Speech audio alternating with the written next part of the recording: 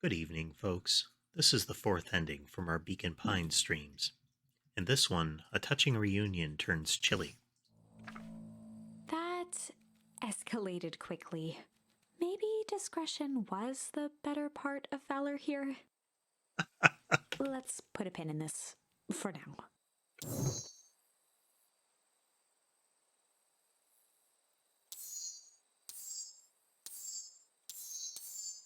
We can. Okay, instead of this was a story about change. We can do struggle.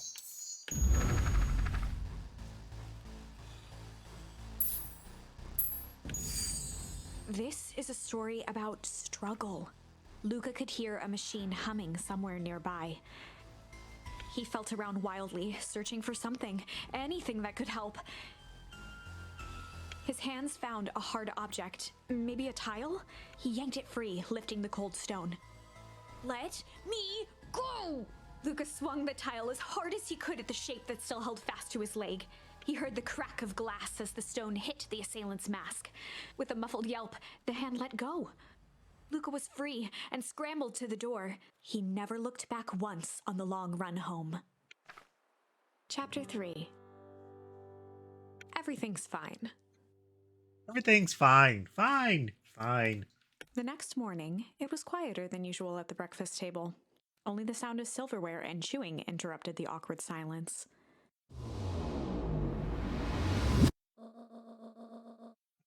Okay, so this is like after they run for it and Rolo vanishes. So let's see what's different. Finish jarring jam, they'll need to be delivered. Okay. So what did you and Rolo get up to yesterday? Oh, Rolo had things to do, so I just sort of poked around town. I've set the jam down by the front door. There's 2 batches to drop off. One for Mr. Tolliver at the Bag and Wag, and another for Miss Fratelli at the diner. Oh, and Mr. Nuncreed. He said he wanted some more. I suspected as much. Yes, he seems to have taken a particular interest in my jam. There's some extras in the basket for that enthusiastic gentleman. Just make sure Fratelli and Tulliver get the ones on top. Off with you now while the day is still young. Yeah, secret messages in the jam.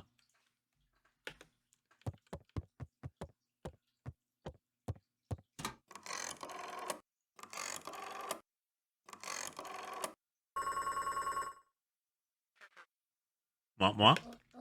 Hello, it's Juniper Hartford. Womp womp womp. Womp womp. Before you hang up, just hear me out. I have a business proposition. Womp womp womp womp. The simple matter is we both have the same problem that needs solving. Womp womp. Very well, we can meet tonight.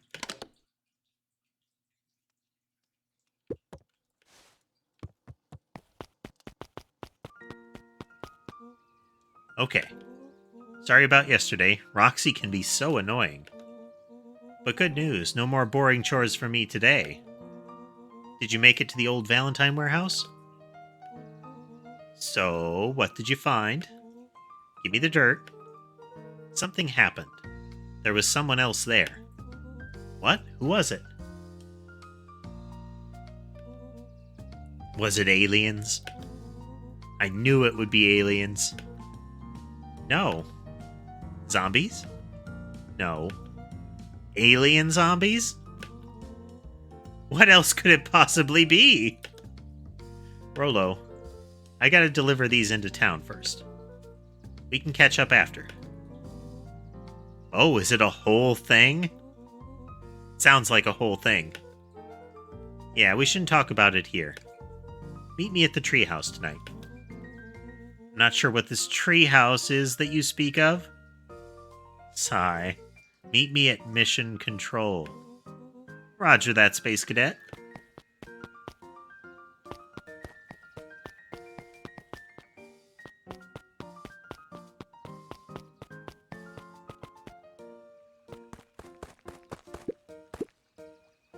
Wait, watch your step.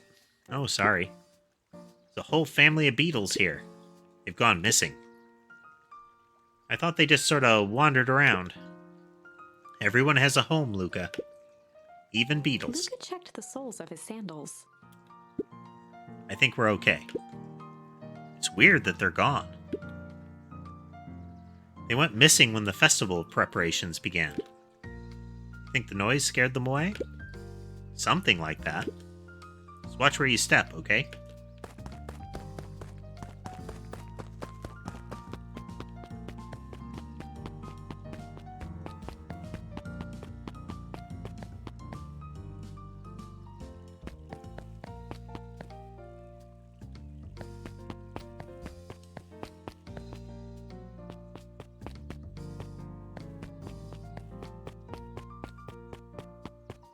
Basket's the size of the kid. Anger from the past, mistakes not yet made, and a glimmering hope for the future. He carried them all in equal parts everywhere he went. Heavens, what a burden to bear.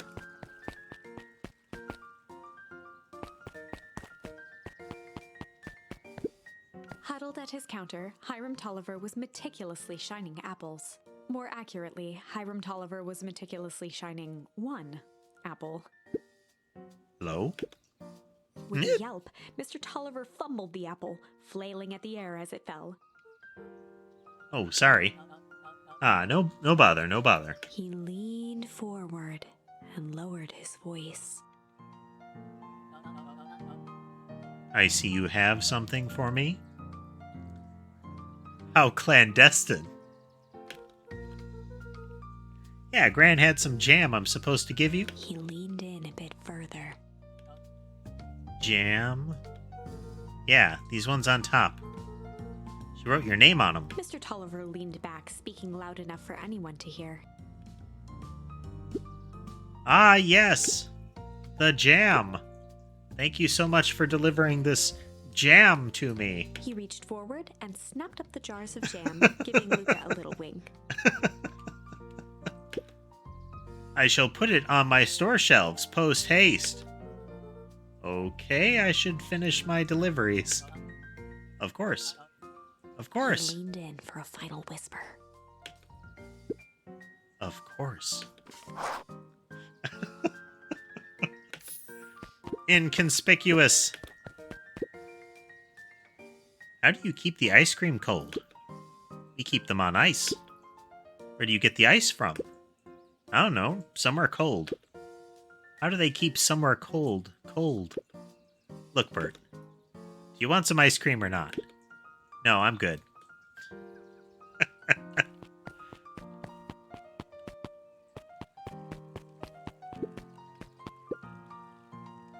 Mr. Wilder, I trust you have time to chat? Eris Valentine, oldest of Sharper Valentine's children, and heir to the Valentine fortune, had a way of making questions seem like demands.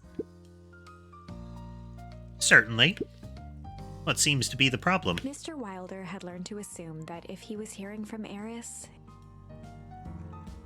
it was because she had taken issue with something he had put in the paper.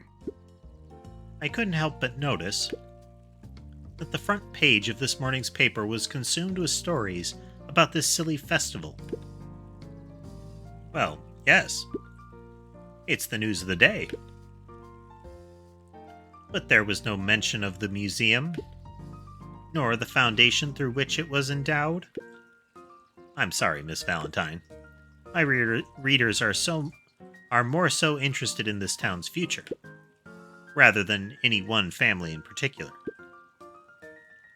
There was a time, Mr. Wilder, when the goings-on of my family was the only thing this town cared about. Well, things change, ma'am. And you know, change is dangerous. Changes are dangerous. If you finish that thought, I will make that monocle a permanent fixture of your anatomy. Wow. She just escalated pretty quick, didn't she?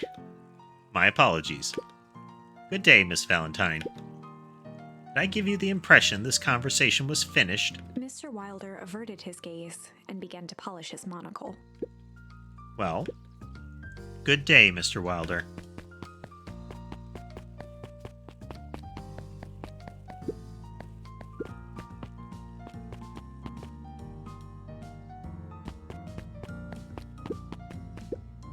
Hey, Dawn.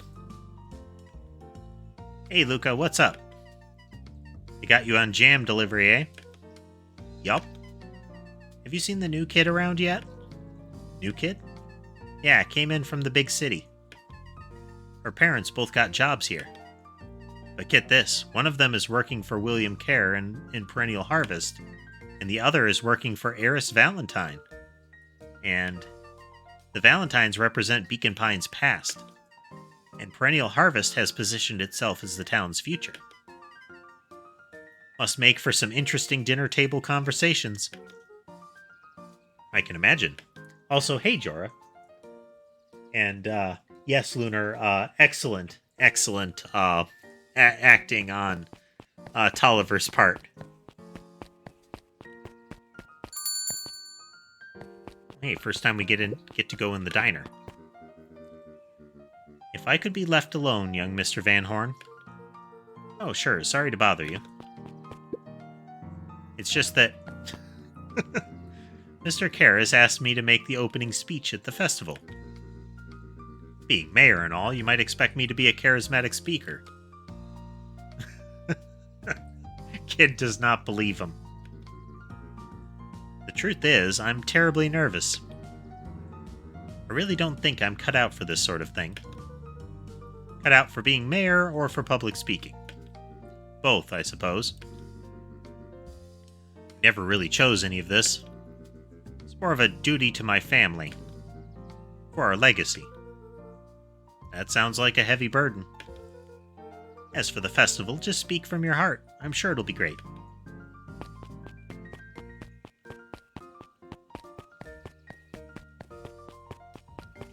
Snoop around, snoop around. Oh, if it isn't my favorite little jam runner. Hey, Miss Fratelli. Look at She you. leaned forward and pinched Luca's cheek. You're all skin and bones. Is your gran not feeding you? She is, it's just... I understand. You know, I taught your mama how to cook back in the day. You may not even remember, but you and her used to help out in the diner. See that picture over there? That's you helping your mama back in the day. So cute running around in your little apron taking orders. Whole situation just breaks my heart. What happened to Eleanor? Break.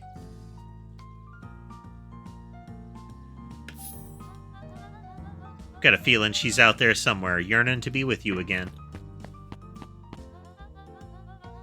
Few things in this world can keep a mother from her son. Luca shifted the basket uncomfortably.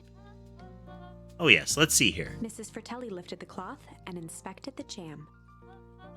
Ah, they even have my name on them. How thoughtful. She carefully lifted out her jars of jam. You tell your gran hello for me, Luca. Will do. I wonder if we're able to revisit this one and give them out of order. And have, like, was it Nooncrift or whatever, take one of the labeled ones. Nooncrete. Pester. Hey, Kato. Good afternoon, Luca. Can I help you find something? Maybe not. Try me. Well, there's some weird stuff going on at the old Valentine warehouse. Can't say I know anything about the old warehouse. But empty hives don't stay empty for long. Huh? Kato motioned to the book in front of him. The more I read about bees, the more similarities I see with people. If a hive collapses and fails, it won't stay empty for long. A new queen will set up shop pretty quickly. So you're saying it would make sense for someone new to start using the warehouse? Nature abhors a vacuum. Hey, Jace. Oh, hey, Luca. Have you seen this new issue of Hank Atomic? Not yet. No spoilers, please. It's awesome. It's a flashback. No spoilers, please. We get to see how mild-mannered Henry Adams becomes Hank Atomic, man of space justice. Jace, no spoilers. Oh, sorry. My point is you're going to love it. All right, Jace, catch you later. Roger that, Space Cadet.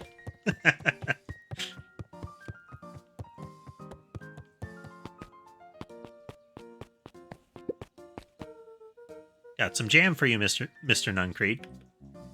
Luca, you seem chipper. Well, aside from being on delivery duty, it's a nice day. Mr. Nuncreed eyed Luca for a moment, then nodded in agreement. I suppose it is. So, do you want your jam? Oh, right. Usually Juniper drops those off herself. I guess she's busy today. Anyway, this is my last delivery for the day. Oh, in that case, Nuncreed snatched the basket from Luca. I'll hold on to the basket until next time. Until next time I see your gran.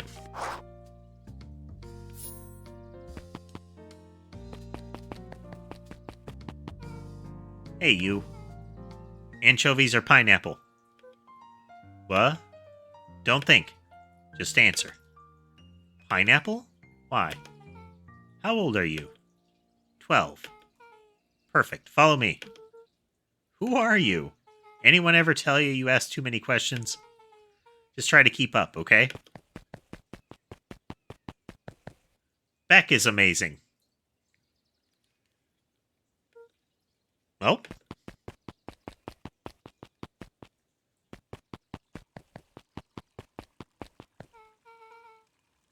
Hey, what a crazy coincidence. Here's my new friend I was just telling you about. Oh, that's wonderful. Yep, we just hit it off. Oh, really? Get this, his favorite pizza topping in the whole world is pineapple. Oh, and what is your new little friend's name? Beck locked eyes with Luca. The look on her face was equal parts expectant and desperate. Very much a work with me, please. Gaze. Luca Van Horn, nice to meet you. I'm Nellie, and this is Ilona. We're Beck's parents. Beck gave Luca a quick nudge. Oh yeah, Beck told me all about you. Already feels like we've known each other for years. So you both can stop obsessing about me making friends. Oh, darling, we never doubted you. It's just that, for children with fewer than 5 close friends, the probability of a stunted development doubles. Well, 1 down, 4 to go, I guess. What Nellie means is that we just want this move to be as easy on you as possible. You can relax. A friend has been friended. This calls for a celebration. Luca, you must join us for dinner tonight. Dinner? Wow, another coincidence. I actually already asked him, and he said he would love to. It's just wonderful. In that case, we should pick up some groceries. You two don't get into too much trouble now. Railroaded. Wow, I can't believe that worked. Thanks a ton. You're welcome? I owe you one.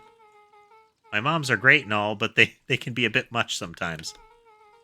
Our house is the little cottage next to that big mansion place. Wait, you live on the Valentine estate? Yeah, that's the spot. Meet me by their big creepy gate. Don't be late.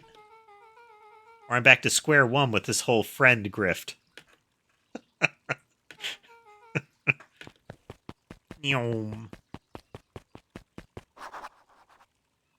Meet Beck at the big creepy gate.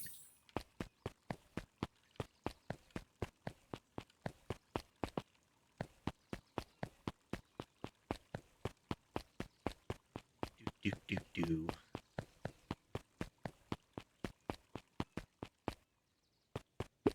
Oh, you're new. Good morning, Jeff. I think it's Jeff. What's so good about it? Another day down the tubes, if you ask me. Come on now, it's not all bad. The festival's coming up. Huh, the festival. Old man Valentine used to put on cockamamie shindigs all the time. And where did that get us? Well, it's Perennial Harvest putting on this one. And they're doing it for the whole town. As far as I see it, the difference between old Valentine Company and this new Perennial Harvest outfit. Jeff dug through his pockets for a bit. Jeff. Is the difference between this empty soup can and this brown banana. But those are both garbage. Exactly.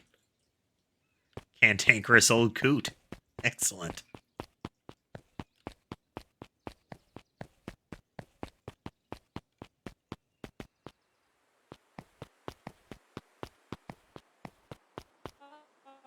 Oh there, little buddy.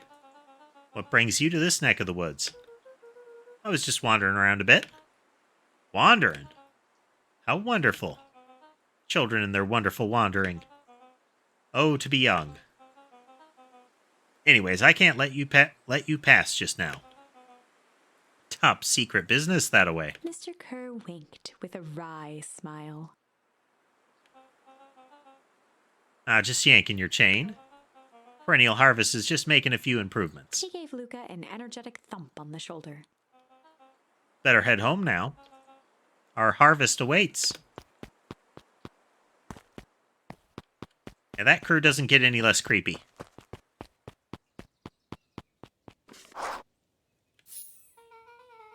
So who all lives in that house? Eris and Gus Valentine grew up there. And Solomon moved in a few years back. The creepy little kid in the vest? That sounds like the one. So just 3 people live in that huge thing? But a bunch of shady stuff happens all the time in a place like that. Not really. The Valentines pretty much keep to themselves. So it's empty and boring? Pretty much. What a waste. My mom says it used to be way busier back before Sharper died.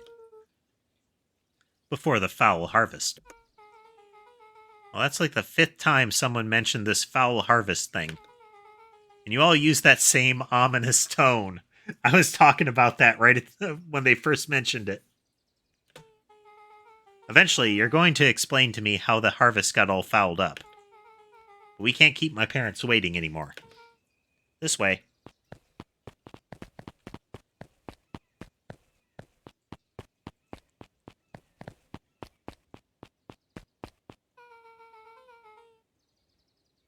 Most kids would have just ditched me by this point. Why are you still here? You look like you could use some help. You know what, Luca? You're not so bad. Let's get through this as simply as possible. Just eat, smile, and nod. Fun. Great. Whatever you do, don't bring up their work. I think I can handle that. Beck took a long breath, then gave a firm nod. Here goes nothing. Chapter 4. Dinner with the Moodwills. Moodwills. Ilona Moodwill was worried about change. A gardener at heart, she understood the necessity of change, relied on it even. But there was a difference between the controlled world of her plants and this cluttered cottage in a strange town. Almost done. Nellie was a blur of activity, digging through boxes. Sorry, love, couldn't find the dishes. We'll have to make do with paper plates. Dinner went by without much conversation.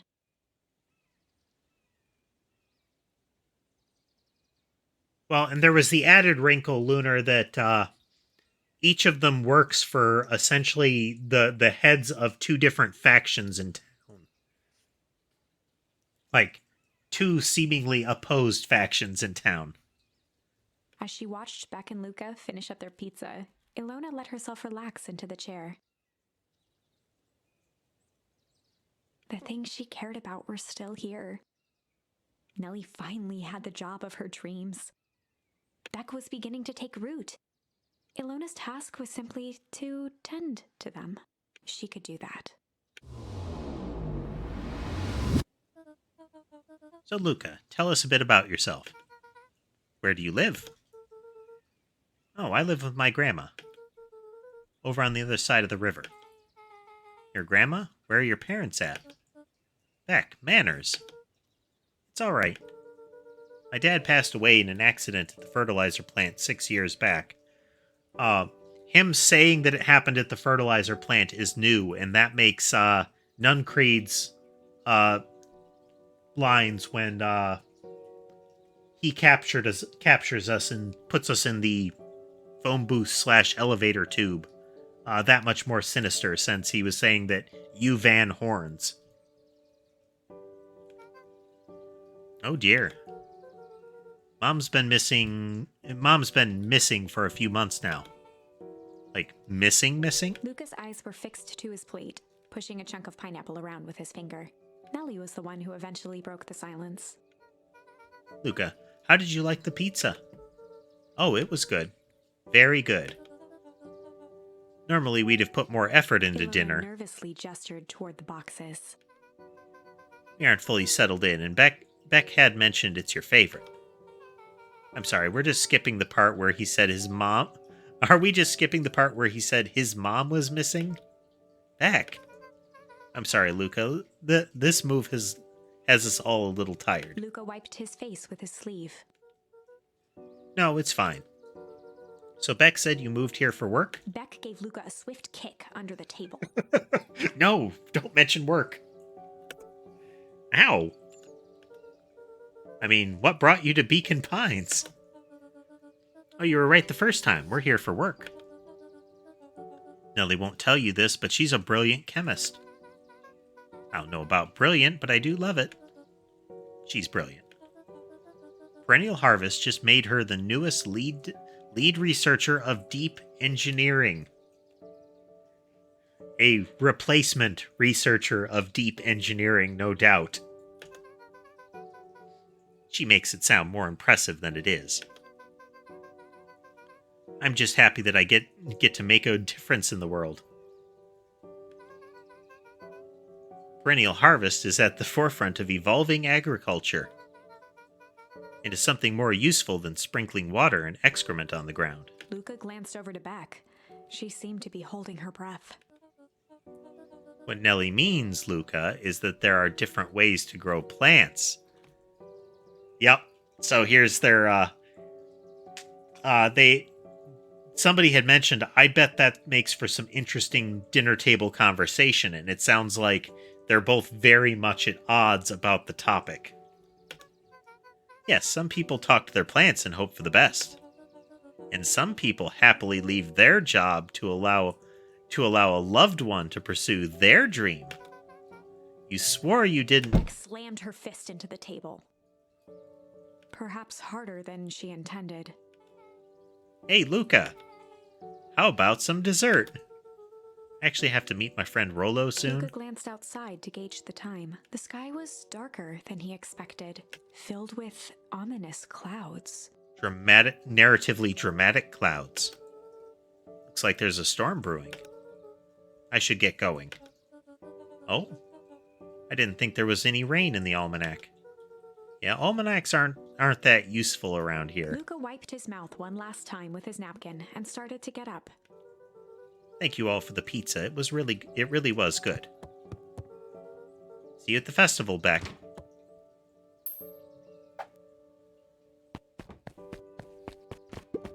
Wait up. The unlucky penny toss. I'll walk you home. Surprised, Luca turned around. He knew Rollo could be prickly around new people. Exactly, maybe. And they seem like they're really dedicated to it. And there's family conflict over the fact that they moved to a place where the one that's doing like chemical research could pursue their dream, but that puts her into conflict with the other.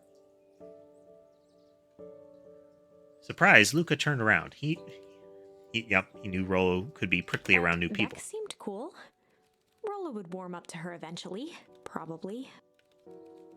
Luca began to respond, but the sky answered for him as the clouds began to... Okay, this would disrupt it. Let's go for rumble. Luca began to respond, but the sky answered for him as the clouds above began to rumble with ominous thunder.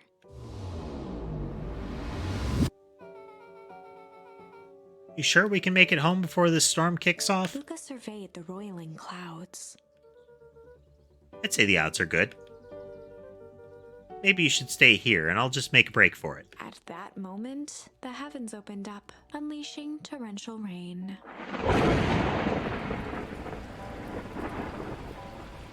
Care to recalculate those odds? Hurry inside, you two, before you catch cold.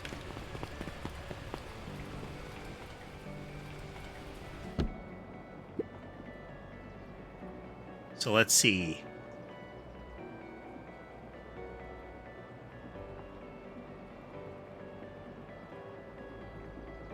One of the box is things. The one below it is clothes with a parenthetical under it.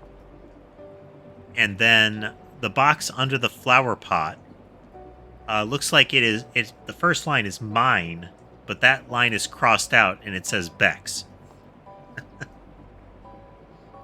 Luca, Nellie will keep trying to reach your gran on the phone.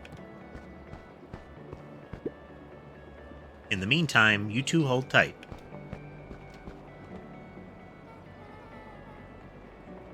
Sorry, not much to do up here. Most of my stuff is still in the boxes. Mind if I poke around? Be my guest. Rummage, rummage. Luca squinted into the eye hole of the microscope. This looks wild. What is it? Gum. Gum? Luca adjusted the slide with his fingers to get a better look. I'm tracking the structural integrity of gum with the increasing amounts of chewing. Chewed that one for 47 days. Beck was Violet Beauregard in another life. Luca wiped his hand off on his sweater and gave a nervous laugh. It's weird, I know. Beck looked down, timidly tapping the ladder with her feet. You think it's weird, don't you? A little. But weird can be cool.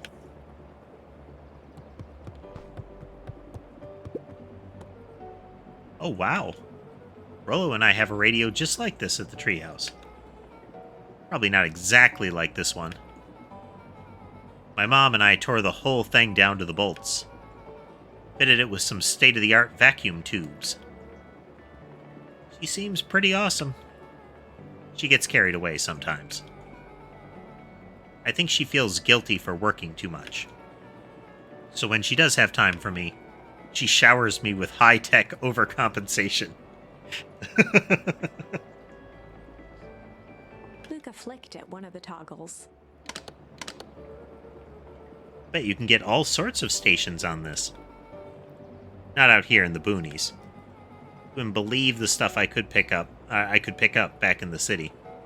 But around here, it's all farm reports and static. Ah, shucks. Luca bent down to examine the bouquet of wilting flowers. Judging by the odor, they were well past their prime. Pungent.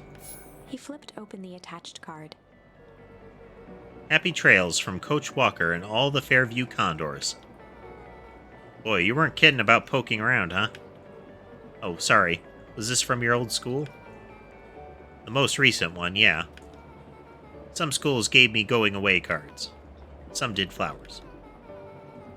When they're really trying to feel good about themselves, they do both. The cynicism, it is thick. So you've moved a lot. Yeah, that's the thing with having a brilliant parent. There's always a better job somewhere else.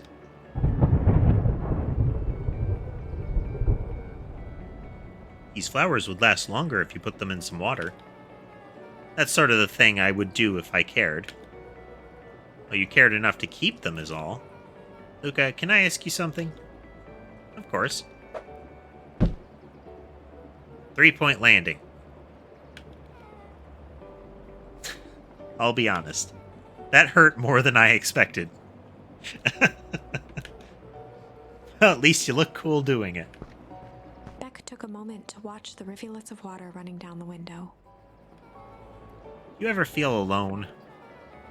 Like, even when people are around? Oh, Rolo can be pretty absent-minded sometimes. I'm serious.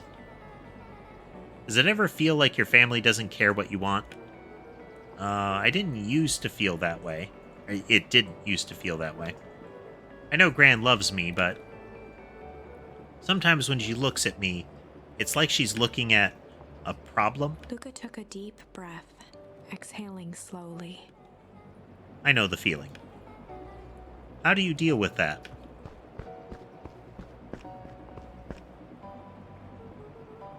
I guess I haven't yet. But one thing my dad told me when I was little: don't hold a grudge, especially against yourself. If you try to hold it all in, you're gonna pop. So then, what do? Rorschach is hardcore napping. Look at that. Paw over the eyes. What do you do when you don't know what to do? Dad never got to that part. Something I figured out on my own, though. You gotta do something. Anything.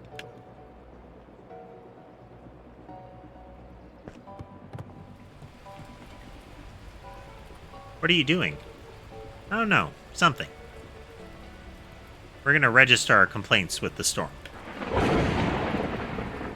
Listen here, you miserable universe. Stop jerking me around. I just want things to go back to the way they were. Everyone tells me it's gonna be alright. That things are gonna change. Luca let out a feral scream that echoed into the night.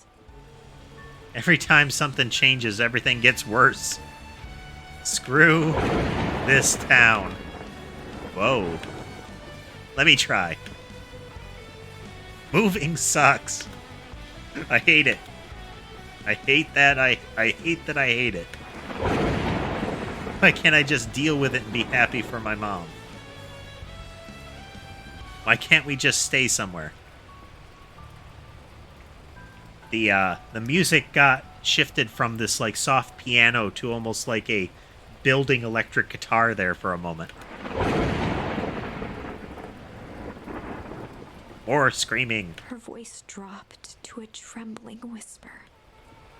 I just want to be a normal kid. Beth brushed off her shirt and straightened up. There.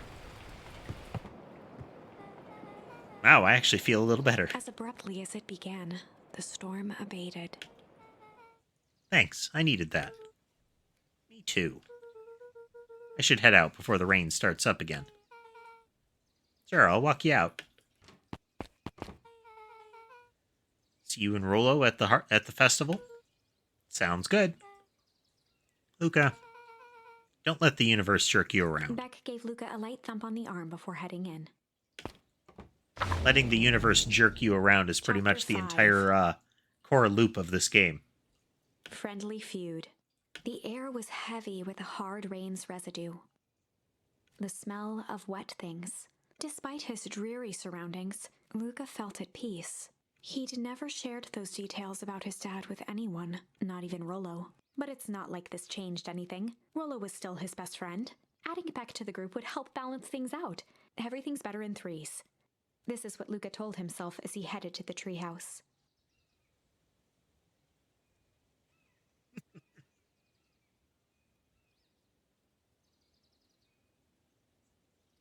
I like this. It's going to be fine. 3 people will be excellent.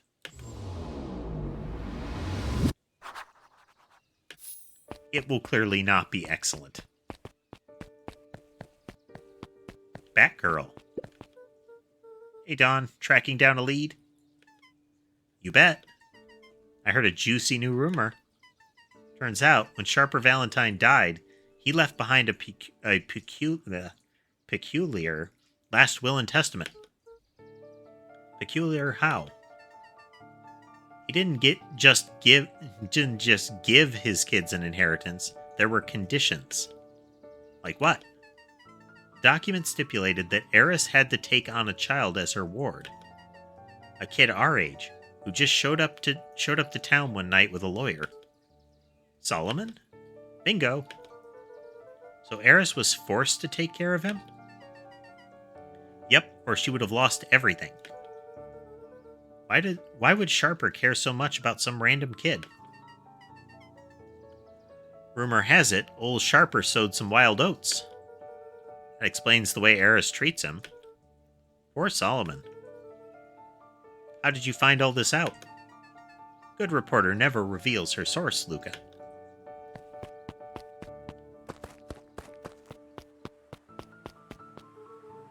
Better not dilly-dally. Gotta get to the treehouse. Dilly-dally.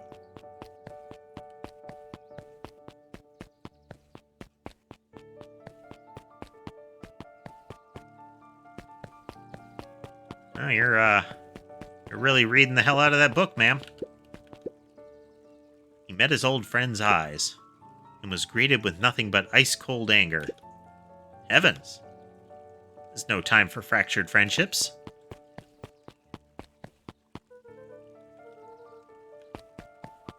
Shall not veer from the path, it would seem. Excuse me, what are you doing? Just locking up for the night, sir. Oh, wonderful. I can only assume this means all festival preparations have been completed ahead of schedule. Not exactly, sir. The storm set us back a bit, and it's getting late, so we all decided to... You all decided? Yes, sir. I was unaware that your job involved deciding things. We're all here at Perennial Harvest because we believe in creating a better future, yes? Yes, sir, very much, sir. Do you want to be the one to tell this town that we failed them? No. That we gave up because there was a little rainstorm and we all got sleepy? Of course not, sir. Good, then it's decided. Yes, sir, we'll work till the task is done. See that you do. Our harvest awaits. Sinister. Yes, hello, Weasley.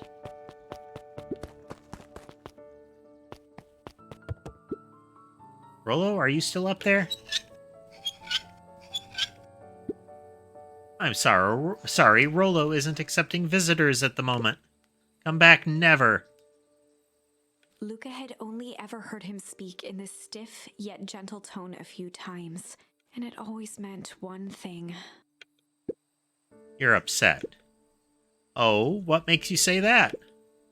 Maybe because my best friend abandoned me for no reason? I didn't abandon you. I'm just a little late. Rollo scoffed. The rain held me up. Liar! You weren't even home. What? The storm got bad and I got worried, so I went looking for you. Imagine my surprise when I made it to your house, and you weren't there. I hadn't made it back yet. I'm not a fool, Luca. It doesn't take all day to deliver some jam.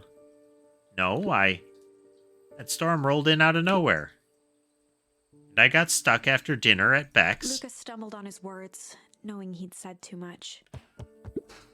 Beck? Dinner? What the heck is a Beck? She's a new kid in town. She's actually kind of cool. You'd like her. She needed help convincing her parents that she'd made a new friend. New friends? I spent all day waiting for you. And you were off making new friends? It's not like that, Rollo. You know, while I was waiting, I made some upgrades to Mission Control. It was gonna be a surprise. But you took so long, the storm knocked it all down. Just like you knocked down our friendship.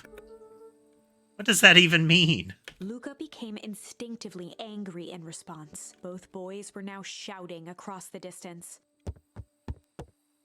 It means you're a bad friend. You don't care about me. Of course I care, you ass. I knew I'd get in trouble waiting so late for you, but I kept my word. 'Cause that's what friends do. Oh wow, what a noble sacrifice you made. Easy for you to say. Your Gran doesn't even care. Whoops.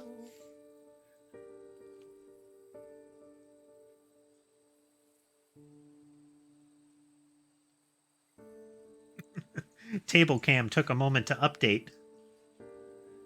You can stay out as long as you want. And you wouldn't even get in trouble. Seriously? You're acting like I chose this? That's what you think. Then maybe you're the bad friend. Rolo's tone changed to a calm, yet more intense anger. Maybe Pa's right. Storms bring more than water. This one brought out the real Luca. Stop quoting your Pa's nonsense like it means anything. Yeah, well, at least my Pa is still around. Dang. Rolo's swinging low. The words hung in the cold night air. Rolo's stomach dropped, knowing he'd crossed a line. But it was too late.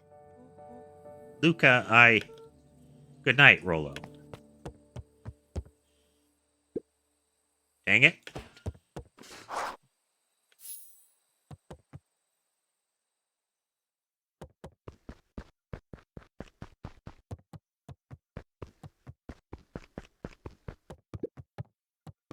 Luca dug through his old stuff, not even sure what he was looking for. Soccer ball. Rolo. What a jerk. Call me a bad friend. Oh, I'm Rolo. Look at me and my amazing family.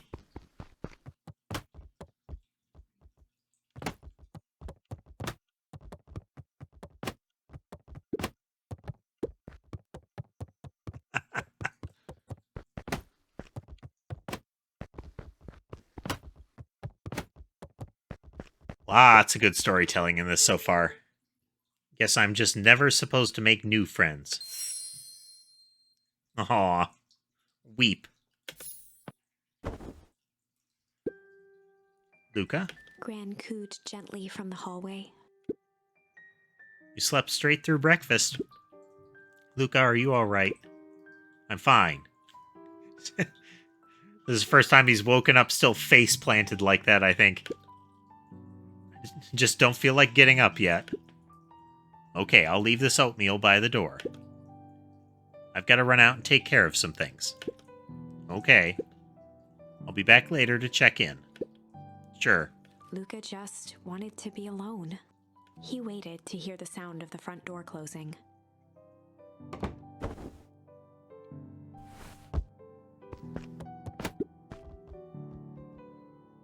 I bet Rolo's still gonna go to the festival. He's gonna be miserable.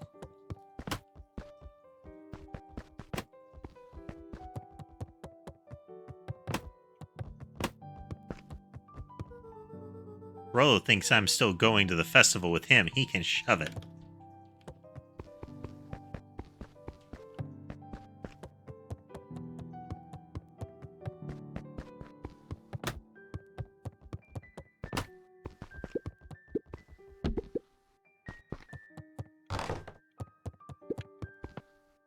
Luca dozed off again. Meh. Luca, I see you didn't eat your oatmeal. Wasn't hungry. Well, just in case you get hungry, I'll leave a sandwich here, too. Thanks. Rolo came by. What did he say? He wanted to talk to you. What did you say? I told him you weren't feeling well. Good. So, your plan is just to sit in your room all day? Pretty much. Well, I need to pop away again for a minute. If you decide to end your pity party and go outside, I think it'd do you some good. Noted. Luca still couldn't bring himself to go out. Besides, if he ran into Rolo, he'd have to actually confront the situation. This game is really real in that regard.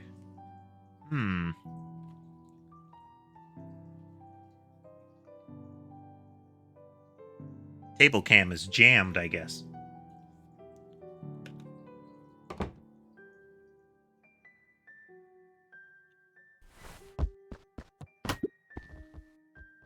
Never anything interesting at the festival anyway.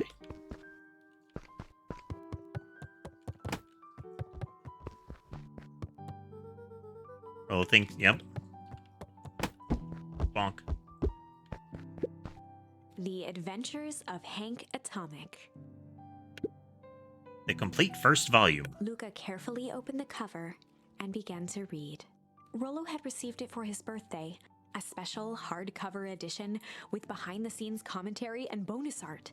Rollo cherished it, but asked that Luca keep it at his house. Luca wasn't sure if it was because Rollo didn't trust himself with it, didn't trust his sister around it, or just wanted an excuse to come hang out at Luca's more often. Whatever the reason, Luca didn't mind. But it had stayed right there where Rollo had stashed it ever since. Now, at the foot of his bed, Luca lost himself in the pages. He'd read it all before, but at this moment, it somehow felt sentimental. He was well into issue number 5 when he heard soft footsteps from the hallway. Luca? Another little friend came to see you. A girl named was it Modwell? Modwill. She said you met yesterday? What did she say? Is she here?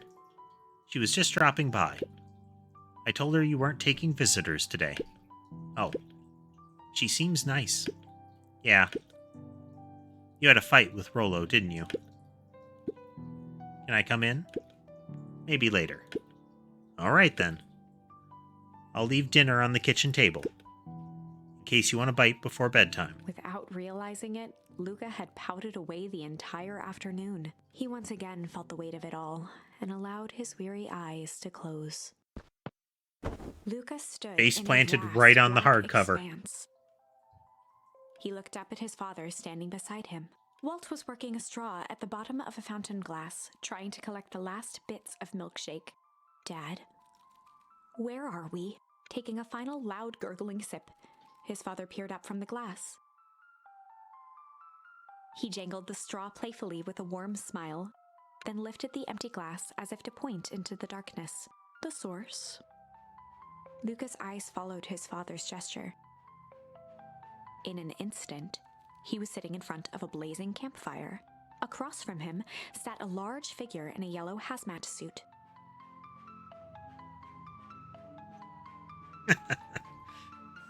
True enough, maybe. And to some extent, that's also the worst thing about sleeping all day. Sleeping all day.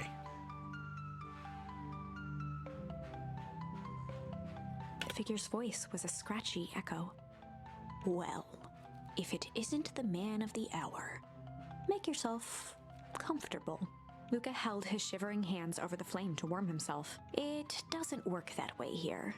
Their yellow-gloved hand pointed to the base of the flame. It's a cold flame, see? Luca peered at the base of the fire. It wasn't wood that was burning. It was Beacon Pines itself. Tiny buildings, freezing and crumbling as they were consumed by flame. Luca could see small shadows moving in the burning city. People. Luca leapt to his feet. We've got to help them! The figure gave a dismissive wave of their hand. Why waste energy helping people who can't even help themselves? The figure bent down to examine the panicked crowd as they desperately tried to stop the flames. They only care about what's right in front of them, not like us. Luca's voice was a trembling whisper. Us? The figure slowly stood up, grabbing its helmet with both hands. With a jolt and a twist, the suit emitted a gasp. A cloud of torpid mist escaped, slowly revealing the face within. Luca's own face looked back at him, older, worn, distant. The sensation was oddly familiar, as if he'd caught his own reflection by surprise in the mirror. The doppelganger smiled. I tried to help once. He gestured towards his face. And all it got me was this. Luca staggered back. You aren't me. Luca felt a hand catch his shoulder. His father was there again, beside him. Every choice sets us on a path. Oh, we got some Sammy belly there. This is the end of one of your paths, son. Luca watched his older self shake its head ruefully, its face twisting into a cruel grin. Welp, Dad, if you wanted him to see this, far be it from me to disappoint. Luca watched in shock as the figure took a confident step forward and plunged into the flames. In a flash of cold light, he was gone. What does all of this mean? Luca felt a reassuring squeeze on his shoulder. Just remember, why we choose matters just as much as what we choose. Luca woke up to see a hazy figure at the foot of his bed, silhouetted in the morning sun. Mom? No, dear. It's only Gran. Luca rubbed his eyes. The kind, concerned face of his Gran came into focus. How are you feeling? Fine. Anything you want to talk about? I don't feel like talking. That's just as well. How about you sit there and listen a bit? Whatever you and Rollo fought about doesn't matter. But Gran silenced Luca with a gentle pat on the leg. Fights between friends happen. What was said doesn't matter. The important thing is that it's not the last thing you ever say to each other. But he said stuff about Dad. Well, do you think he meant it? No. He was just mad. Mm-hmm. And did you mean any of the things you said to him? No. Good. One must appreciate friends in their best moments and accept them in their worst. Accept. So cute. Now get your little butt out of bed. The festival's today. You don't want to miss that, do you? I guess not. Seems like a good opportunity to make amends with Rollo, doesn't it? Luca gave a reluctant nod. So buy him a corn dog and apologize. But he's the one that... What did I just say? Buy him a corn dog. That's a good boy. Everything's better with corn dogs. I need to get going now. Got some last minute festival business to take care of. I'll come find you at the fountain a little after lunch. All right. I love you, Luca. Love you too. Luca took a deep breath. Okay. Chapter 6. Through thick and thin. Despite Luca's bitterness, Gran was right. He needed to hash things out with Rollo. A big fight changes the nature of a friendship. Whether, in the end, it is for the better or for the worse, all comes down to understanding. If one is not careful, the same familiarity that builds the strongest of bonds can become the wrecking ball that shatters them. Luca emerged from seclusion, taking in the crisp festival air. But the events of the day weren't on his mind. He had to find Rollo.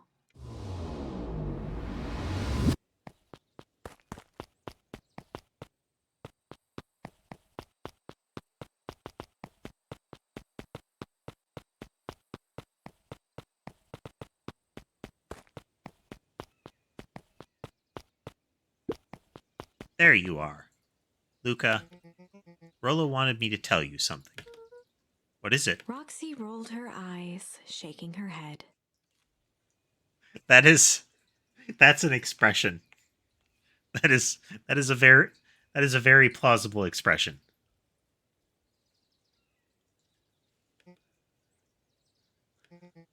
A space adventure, though you needn't buy it. If ye be brave, go somewhere quiet. Roxy, I don't... It's a riddle, Luca. My goofy little brother wants you to find him. Luca looked down and kicked at the dirt. So you can see Sammy licking at the heating pad there. It was audible when she was licking, like it was a scraping sound.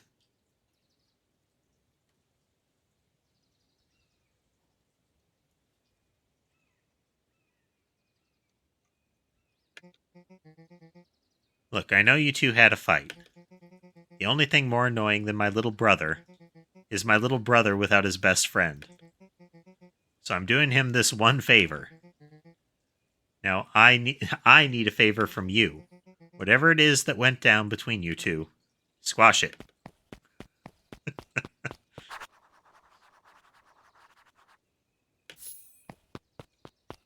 Library, I expect, up in the comic section.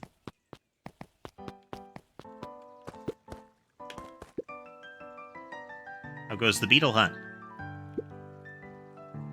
Pretty rotten. Haven't seen so much as a exuviae. It's not just the beetles. This morning I couldn't find any critters at all. Seems like everything that buzzes or skitters just packed up and left. I'm sure they're out there somewhere. Maybe all the commotion at the festival just spooked them. Yeah, maybe that's it. Welcome to our festival.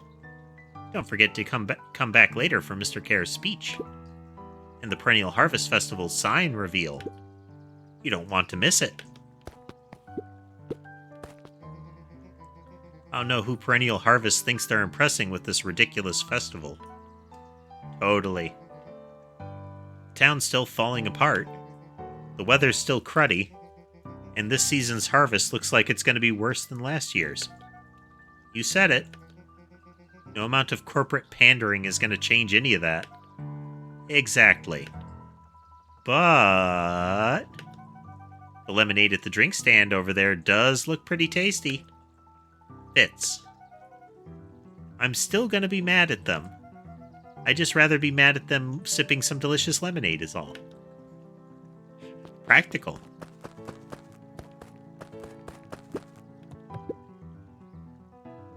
Unique New York. Unique New York. Huh? Oh, don't mind me. Just warming up for my big ceremony speech. Mr. Kerr pointed to his grinning mouth. Gotta limber up the old gab box. You nervous? Oh, heavens, no. Well, break a leg. Give me the gift of gab. Let's check up this way, too. Fishing dog. Did you hear? After Mr. Care gives his big speech, they're going to have the first biggest catch competition. As long as a boot qualifies as a catch, I'm a shoo-in. Ha ha. Good luck.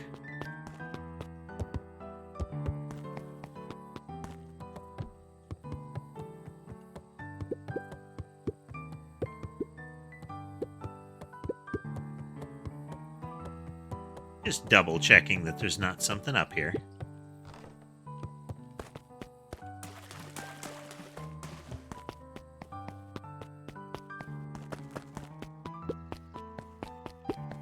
I like how they kept building stuff up around the guy. Ain't moving. Jeff was staring into the distance with a wistful look. Hey, Jeff. Everything all right? Huh? Yeah, everything's fine. I mean, used to be fine. Just ain't right these days, you know? I really do, actually. Jeff turned to Luca with a furrowed brow, then gave an understanding nod. You do, don't you? For a moment, the two now shared that same wistful gaze.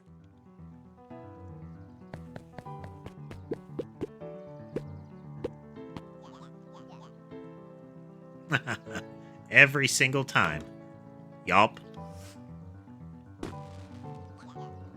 Wait for it. Unexplained sound once again noted. Like clockwork. I feel like clockwork is probably more apt than than they think. What a bunch of drones.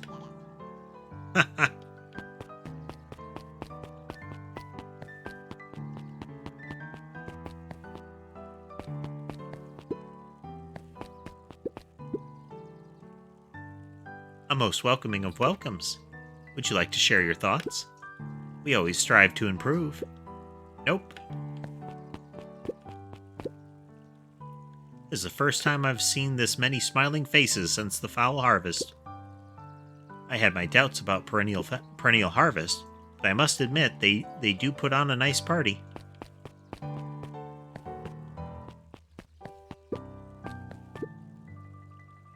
Piper, you're actually taking a break from studying. I wanted to see what all the festival fuss was about. But I can't help but notice, you still brought your backpack full of books. Luca, backpacks can carry a lot more than just books. True, true. So what you got in there? Books.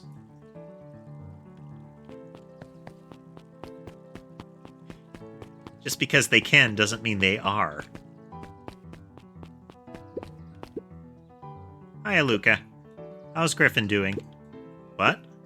Oh, nothing. Sorry all became flesh. Just pretend I didn't say anything.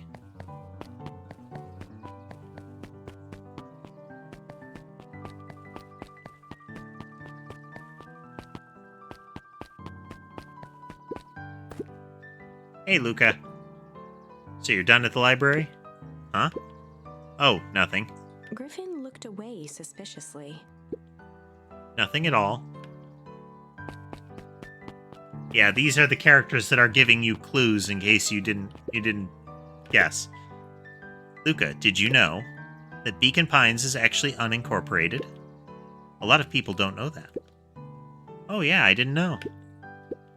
What's that mean? It means most public works are handled internally. We do all the pipelines, the water treatment, building regulations. That's great. Census taking. Emergency service. I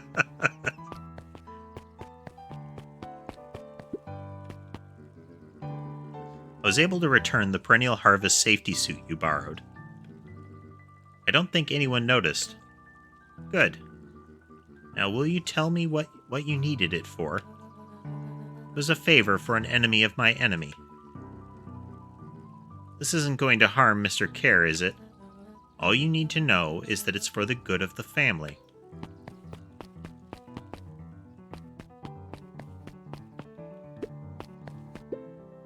Yawn. I've got a question for you. What do you think this whole festival is for? The way I figure it, Perennial Harvest is trying to win over the town. Like a bribe, but with balloons. Cynical. I like where your head's at.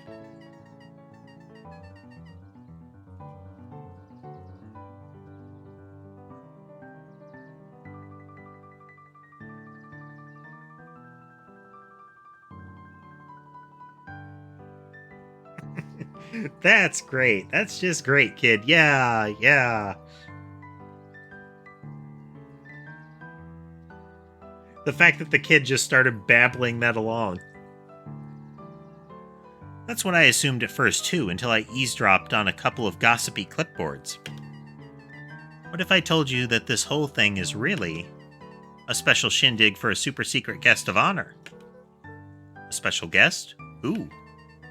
Haven't dug that deep yet, but whoever it is, PH thinks they're a big deal.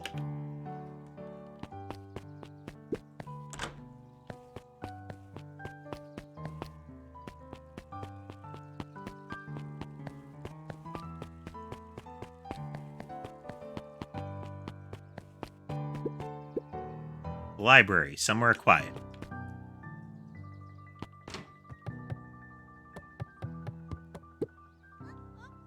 Hey, Luca. His eyes lit with excitement. I've been expecting you. Bravo on deciphering the first riddle. The achievement was riddle me this. The first... Oh, you didn't think it was all... That was all, did you? Rolo does go all out, doesn't he? Kato straightened up and cleared his throat as if preparing to sing. Ahem. On planet Farple, you may take issue.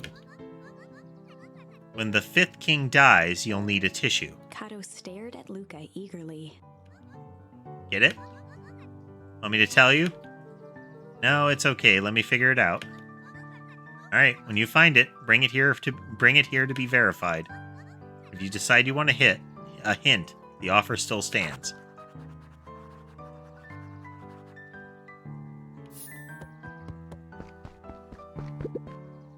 Luca grabbed The Adventures of Hank Atomic, issue number 4, from the shelf. Luca grabbed The Adventures of Hank Atomic, issue number 5, from the shelf. Ah, you found it. Kato removed his book from the desk and replaced it with Luca's, turning on the lamp. As he slid the book under the purple light, 2 words glowed. The Adventures of Hank Atomic, issue 5.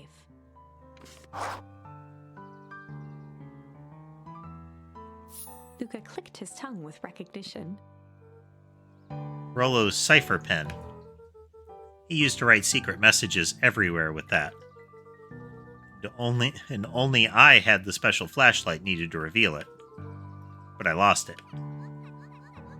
Well, apparently he traded Jeff for this purple light bulb. Parted with his entire Halloween candy stash. Oh, Rollo. Now let's see here. Kato began flipping through the pages, stopping when he hit a glowing word. Get away with such a grift. Flipping. Only found in Grub. Cart. Reaching the end of the book, Kato looked up. That's it. Grift in Grub Cart. Griffin.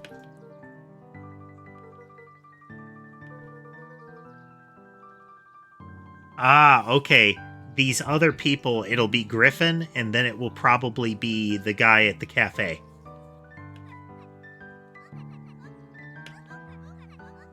Alright, good luck on the rest of the scavenger hunt. Thanks, Kato.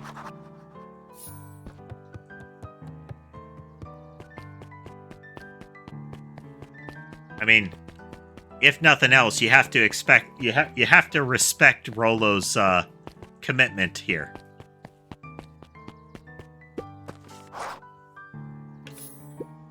Hey, Griffin. Did Rollo come? Before Luca could finish his sentence, Griffin handed him a corn dog. Oh, that's it? Bought and paid for. Enjoy. I thought there was supposed to be a riddle or something. Luca shrugged, taking a sizable bite out of the corn dog. Yuck. It's cold. Oh yeah, that's been sitting here for a while. Rollo wanted me to be sure to give you that one specifically. Luca Well, that's tugged just... at his cheeks, feeling something rough between his teeth. He reached into his mouth and pulled out a slip of paper. So, I get that they were, that it's like a secret message, but has anybody else ever bitten into a sausage of any kind and found, like, a hard, like a hard bit? It's not pleasant. Oh, come on. He shook off the bits of corn dog to read the slip. A pickup when you need some pep. Near the fountain up the step. Luca finished off the remainder of the corn Yep. dog. This is getting to be a whole thing. Yeah, it's when I talked to them, they essentially said, have you talked to the last person? Like, the person in the prior step.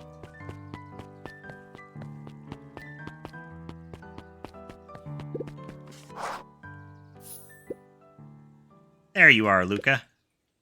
There's no way I'm actually doing this. This is way below my pay grade. Oh, come on, you big stiff. Let the kid have some fun. Fine. But Rollo owes me one. Lumi waved his hands around sarcastically as he began. What takes flight but has no wings? Your final task a friendship brings. See, that wasn't so hard. Hard. I feel cheapened somehow. I think it's sweet. Good luck.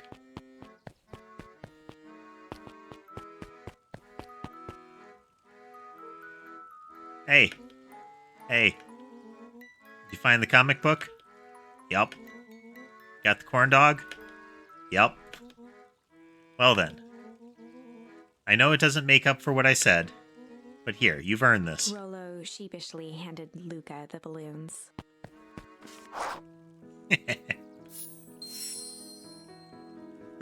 Flight. Thanks. You didn't have to go to all this trouble. I'm sorry I got so mad. Dang it, you were supposed to let me apologize first. Oh, sorry. Now you've apologized twice before me. Let me do this. Luca, I'm really sorry. With everything that's happened with your mom and all, I've always wanted to be there for you. Be a good friend, you know? When you said you were hanging out with someone else, I kind of freaked out. Rollo, still my turn. I felt like if you needed some new friend to help you, it meant that I wasn't good enough. But that was selfish and wrong.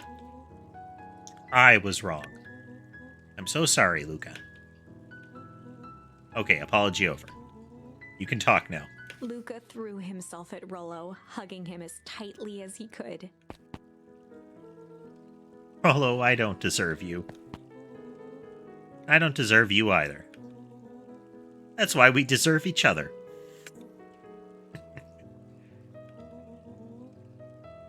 What else do you want to do? We could snoop around and try to find some info about your mom. Snoop where? We could probably sneak into Perennial Harvest HQ while everyone's at the festival. Aren't you curious about all the stuff those clipboards write down? What if we get caught? I think I've had enough excitement for 1 week. Let's just make the rest of the day about us. Really? Yeah, the rest of the world can wait one more day. You know, I have been wanting to get some work done on the MCDC at Mission Control. Yeah, it'd be great if it actually functioned, Rollo. The aim is a bit unpredictable. That sounds perfect. Head to the treehouse with Rollo. Little balloons bobbing.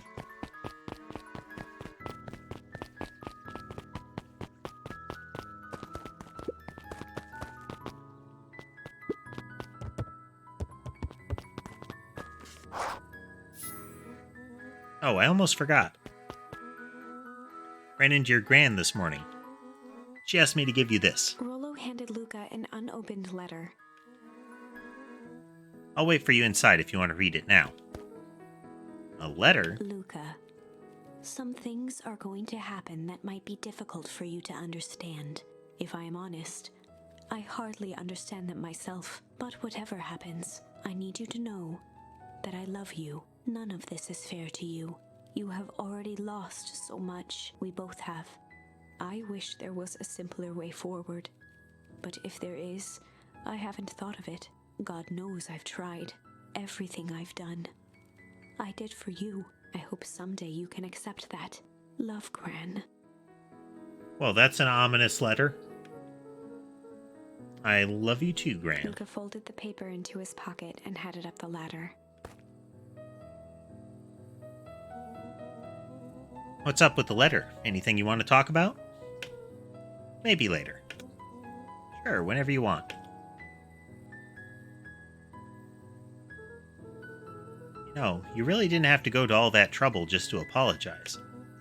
I know, but we'd been looking forward to the festival for weeks. After I ruined everything with my big mouth, this was the best way to make sure you still had a good time without me. Rollo. Luca was at a loss for words, but that was fine. Words aren't always necessary. The festival seemed nice. Was it nice? We can still go. Nah, this is fine. Now, there's always next year. Sadly, this was untrue. A distant rumble shook the treehouse. Huh? What was that? Oh man, we missed the fireworks? It was not fireworks. It was something the boys couldn't possibly comprehend. Something as old and cruel as time itself.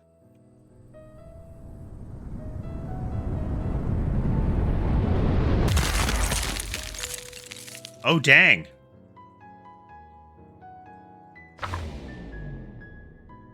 A shock shockwave of cold tore through the room. A bitter, unfathomable chill. Before they could react, it encased them in ice. Two boys, reunited by friendship, only to be cruelly separated by a malevolence beyond reason. And so, our story ends on this melancholy scene. In a silent treehouse turned statuary, in a town brought low by its secrets, sits a pair of friends, alone, together, for the rest of time. Wow. The end. Thanks for watching, folks. I hope you enjoyed it. Let me know in the comments and remember to like and subscribe for more.